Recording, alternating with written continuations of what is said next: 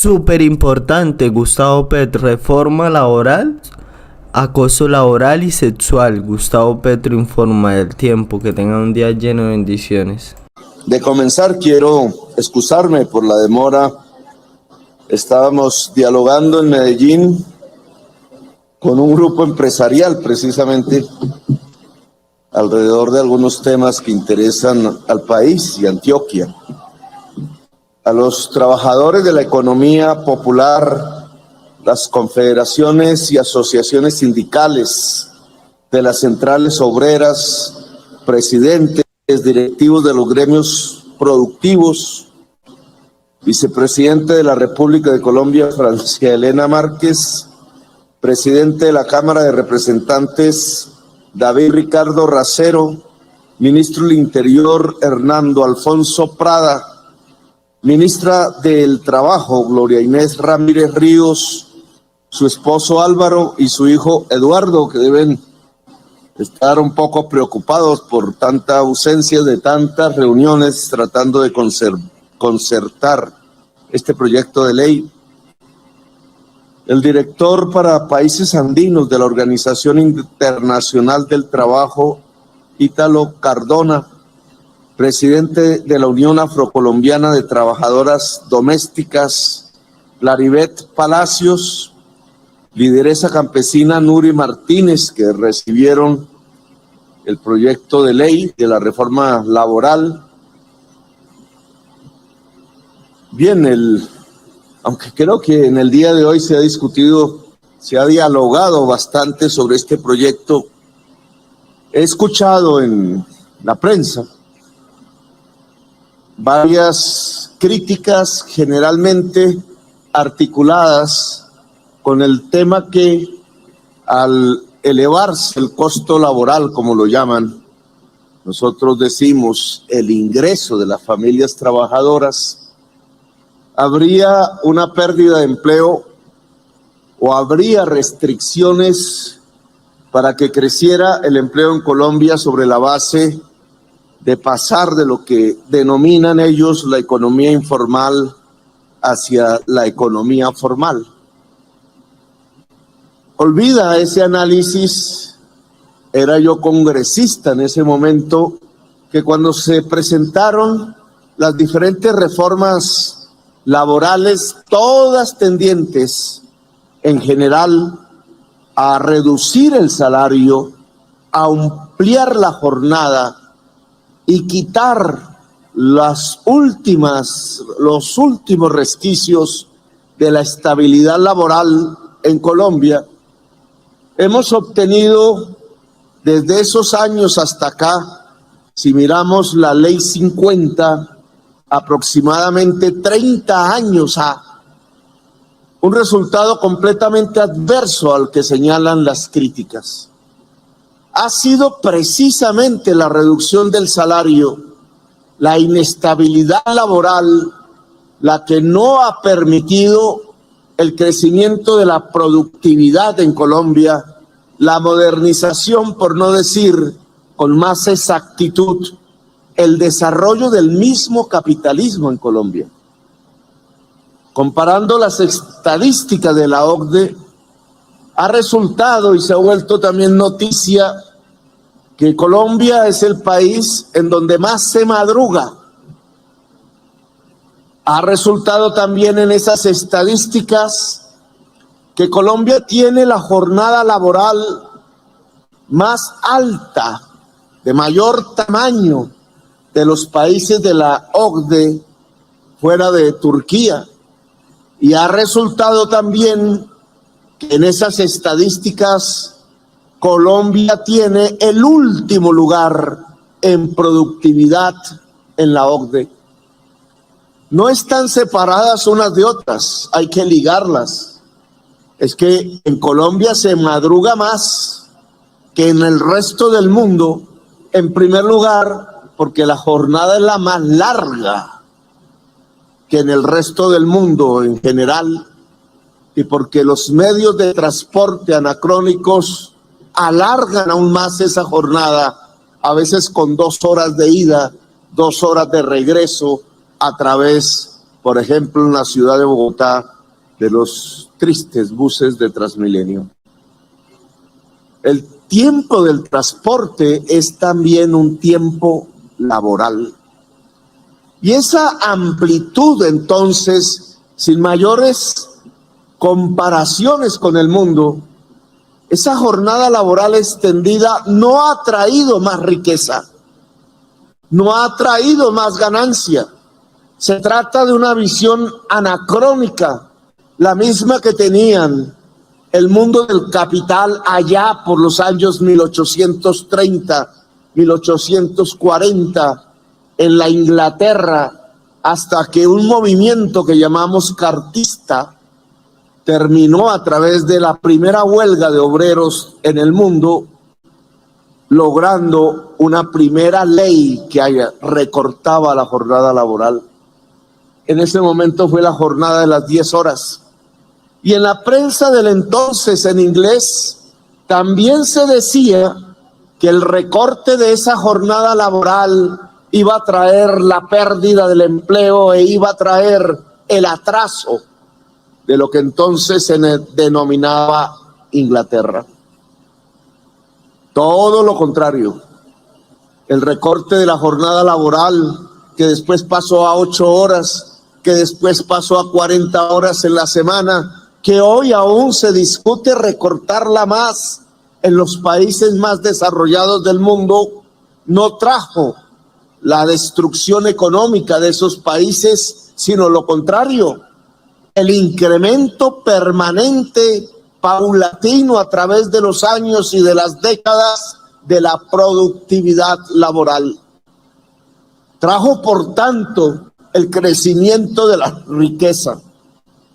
Trajo una idea que entonces sonaba completamente ilusoria, y era que empresarios y obreros se podían poner de acuerdo para distribuir esas ganancias de la productividad en un salario real mayor. Y surgió lo que llaman el capitalismo de la época de oro, un capitalismo que permitía el estado del bienestar, los grandes componentes sociales de la educación, de la seguridad, de la salud, de la universidad, del buen vivir, relativamente un pacto obrero empresarial que trajo quizás un momento de oro, como se le denomina, en la existencia de la economía y de la sociedad. Eso se fue destruyendo después por lo que yo denomino el neoliberalismo, un pensamiento que buscó a partir del año 93, cuando caía el muro de Berlín y la ilusión de la Unión Soviética, una derrota del movimiento obrero a escala universal.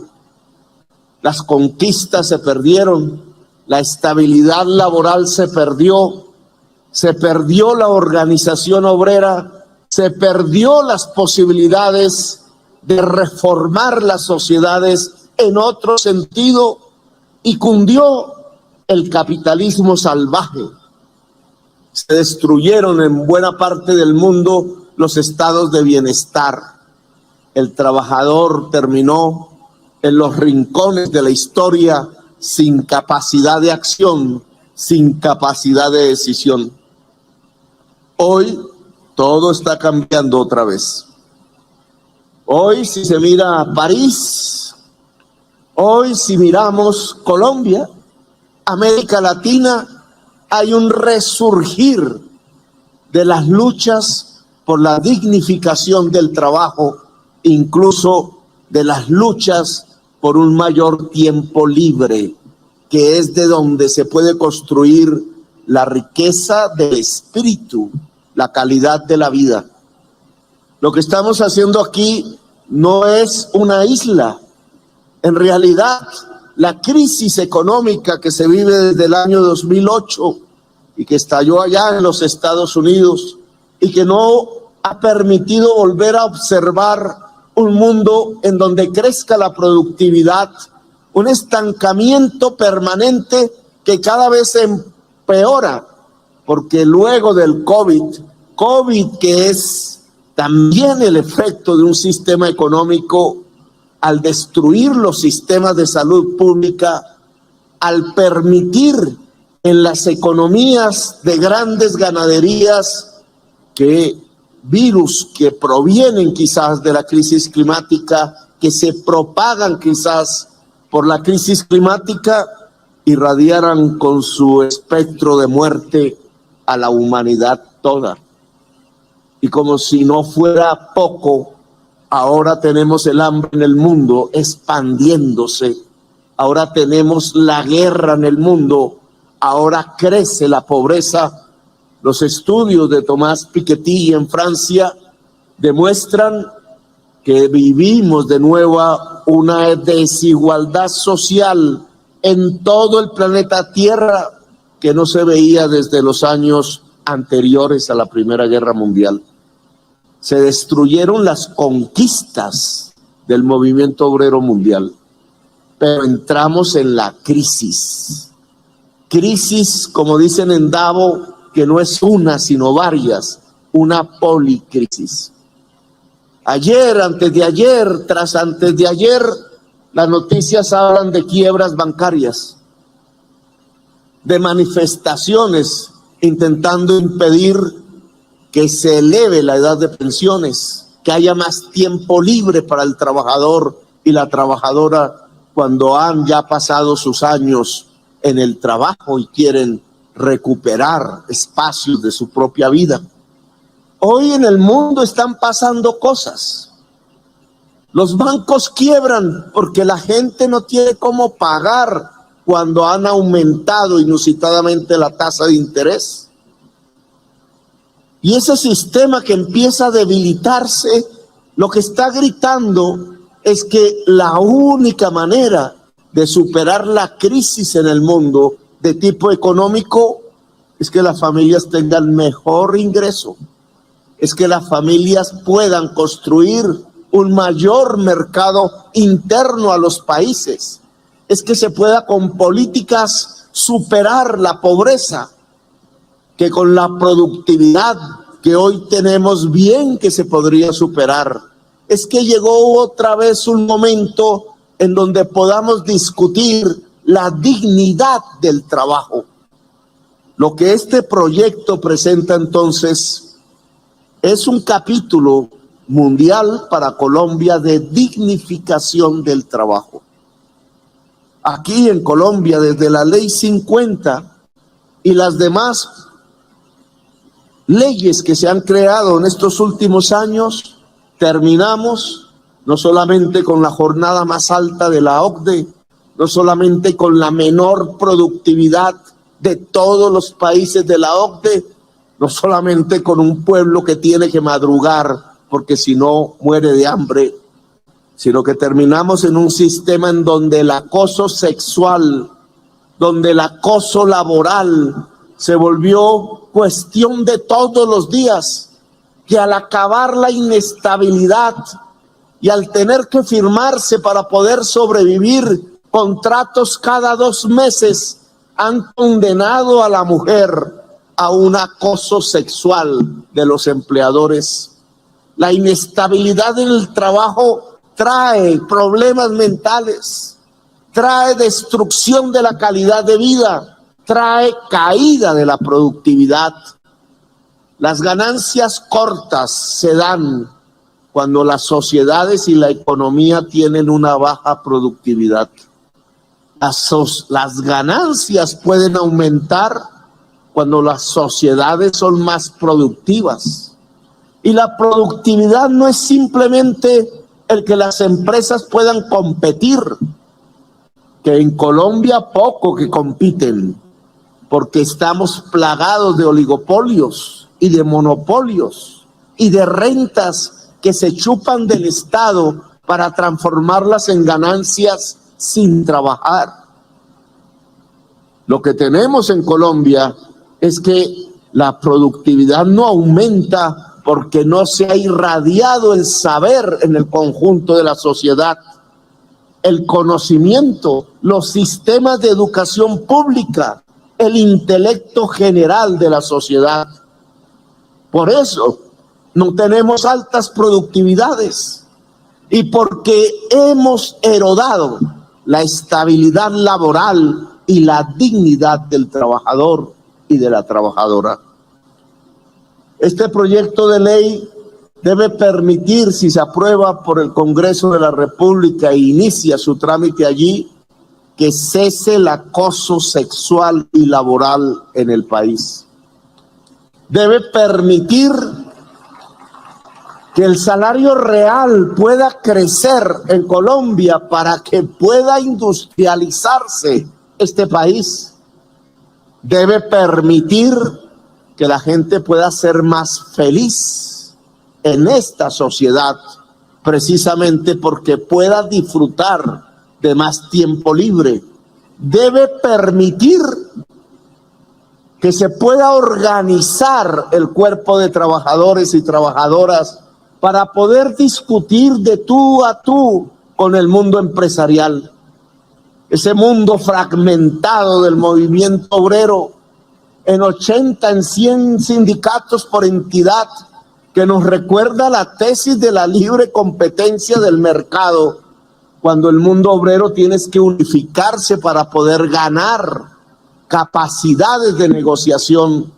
Ese mundo sindical que no llega a la mayoría de los trabajadores y trabajadoras de Colombia debe cambiar a través de la ley por una fuerza organizada que pueda velar por todo aquel y toda aquella que gane un salario en cualquier parte del país, que debe velar por el trabajador y el pequeño empresario, que al final es donde se desata buena parte del empleo en Colombia, que debe velar porque en el campo se pueda modernizar y desarrollar y producir los alimentos precisamente para que pueda aumentar el salario real, que debe velar esa nueva fuerza del trabajo que este proyecto de ley empoderaría, porque se vuelva realidad la unidad y la fuerza del pueblo trabajador. Este es un gobierno para el trabajo. Este es un gobierno para el pueblo. Este es un pueblo que bien merece la pena tener una oportunidad.